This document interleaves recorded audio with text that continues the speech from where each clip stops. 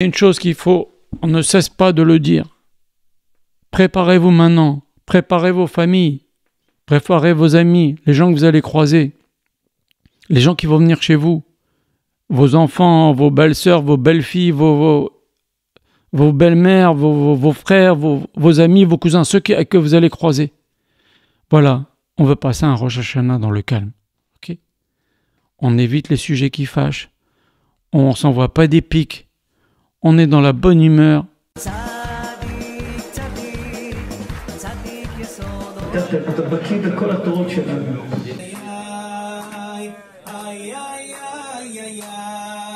C'est un jour de Yom Tov. Okay, on s'habille bien parce qu'on a confiance en Akadosh Baruch Hu qui va nous faire un miracle. Il va avoir pitié de nous. Mais il faut zéro accrochage, zéro dispute, zéro colère à Rosh Hashanah.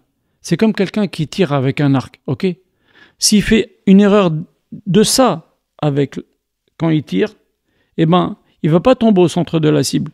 Cette petite distance-là, au moment où il tire, ça va faire, au bout de 50 mètres où il y a la cible, ça va faire une distance comme ça de différence par rapport au centre de la cible. Comprenez? Tout ça parce qu'il s'est trompé de ça au tout début quand il a lancé la flèche. Ben, c'est exactement la même chose. Rosh Hashanah, c'est quand on lance la flèche. On fait une petite erreur à Rosh Hashanah, ça a des conséquences comme ça tout au long de l'année. Comme je l'ai déjà dit dans les cours, ça se déplie. Rosh Hashanah, c'est toute l'année qui est pliée, après l'année, elle se déplie. Qu'est-ce qu'on fait de ce Rosh Hashanah? Faire très attention, une erreur à Rosh Hashanah se paye toute l'année. Un petit accrochage, un mari et sa femme, un enfant avec un autre enfant, ça fait que pendant l'année, ils vont se disputer pendant 3 semaines, ils vont se faire la tête. Pourquoi? Parce qu'ils ont eu une petite altercation à Rosh Hashanah. Rosh Hashanah, on est calme, gentil. Et Bezrat Hashem, si on a une année, un Rosh Hashanah serein et calme, on aura une année sereine et calme. C'est garanti. C'est l'année en miniature, Rosh Hashanah. Et surtout le premier jour. Donc, essayez d'être concentré. Il est très bon de faire Ta'anit Dibur à Rosh Hashanah. Au moins, on est sûr de ne pas s'accrocher. Bien sûr, pas à table. À table, on est en famille. C'est bien, on parle en famille. C'est normal, un petit peu encore. Que des livres Torah, que des choses, pas de bêtises. Mais sur le chemin ou à la synagogue, eh ben, on fait Ta'anit Dibur. Écrivez dans votre sidour un petit papier, vous le mettez. Et si quelqu'un vous parle, vous lui montrez, voilà, je fais Ta'anit Dibur. Et vous êtes tranquille. Vous êtes tranquille. J'ai déjà dit dans le cours que vous trouverez ici, que c'est non seulement important à Rosh Hashanah, comment on s'est conduit pendant toute l'année qui vient de s'écouler, mais qu'est-ce qu'on fait au moment où on est jugé? Donc si au moment où on est jugé, on est en train de dire des bêtises, on est en train de rigoler à la synagogue, on est en train de penser à je sais pas quoi, eh ben, c'est pas bon. C'est comme quelqu'un, il va chez le juge.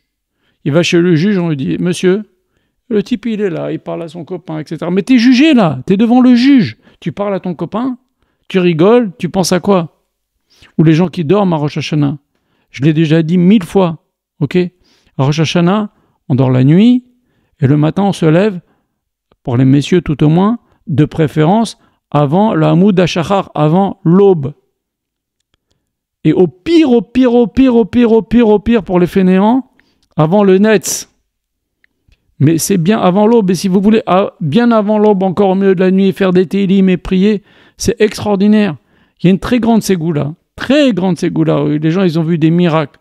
C'est le premier soir de Rosh Hashanah. C'est très dur. Hein. C'est très, très dur.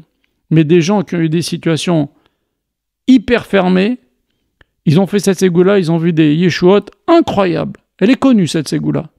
Le premier soir de Rosh Hashanah, après dîner, on fait 2 fois le Sefer Tehillim.